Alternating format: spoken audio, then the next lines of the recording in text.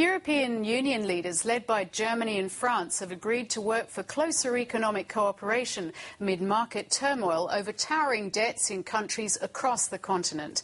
At their summit in Brussels, the leaders made progress on a new rescue system for future debt crises, but decided not to bolster their existing bailout fund, further worrying ratings agencies and other market players who say the Union needs to do more to keep the euro intact.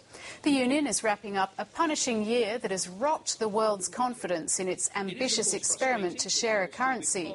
Euro leaders pledged to agree on new EU fiscal policy by 2011 and promised further stress tests on the solvency of the European banking system. Well, joining me now to discuss the European Summit is Oliver Hartwich from the Centre for Independent Studies, and thanks so much for coming in this morning. What was the basic thing that these European leaders achieved? Because it doesn't seem that there's anything imminent that's going to happen there. They have achieved two things. They have added two new sentences to the European treaties. They're quite vague. They have also increased the capital, the subscribed capital for the European Central Bank.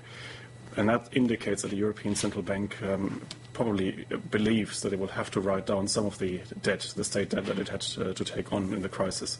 But a lot of these measures aren't really going to come into force within the next couple of years. What if there is another crisis in that time? That's precisely the problem, because these changes to the treaty, they will take some time. They have to go through all parliaments of all 27 member states to be ratified. They will only come into effect in 2013. And actually, the European Union doesn't really have a plan B for the time in between. So for the next 2 years, we'll probably see more of such crisis meetings because simply there is no plan. So more crises, more bailouts, more disruption to global markets? Probably. I think the uncertainty remains, and that's the disappointing thing about this summit, because it was just another wasted opportunity to get some things clear. And I think they have still to realize that this monetary union is not sustainable in its current form. Why are leaders afraid to talk about that? Well, there are a number of reasons, but I think the biggest reason above all is that it is a political project. This whole European monetary union was always just a political project. It was never an economic necessity behind it. It was a prestige project. They wanted to rival the US dollar. They wanted to establish a new international reserve currency.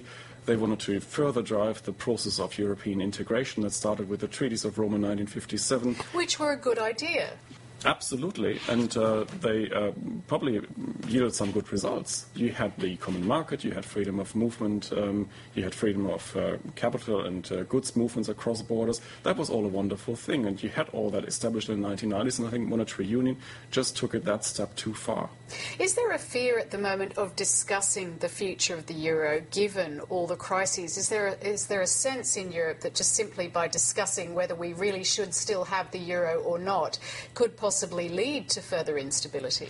Absolutely. They are afraid of just talking about it because they fear that domino effect. They think if they start talking again about Greece, they will trigger the next crisis somewhere else. And that somewhere else could be Portugal, it could be Spain, it could be Italy, it could be France, it could be Belgium. Nobody knows. And just this kind of uncertainty, we've seen what it does in the financial crisis. So where to next for Europe, or will they continue bumbling along with the crises and working out what to do with the euro? That's certainly how it looks. That's certainly how the markets perceive it. If you just look at the recent downgrading again of Irish debt that we had, it was downgraded 4 steps just yesterday. So that clearly shows you that the markets weren't too impressed with the results of the European summit.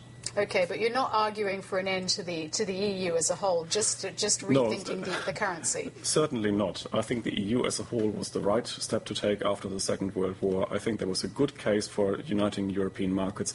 But as I said, this monetary union, Europe simply wasn't ready for it. Oliver Hartwich from the CIS, thanks so much for coming in and explaining that for us today. Thank you.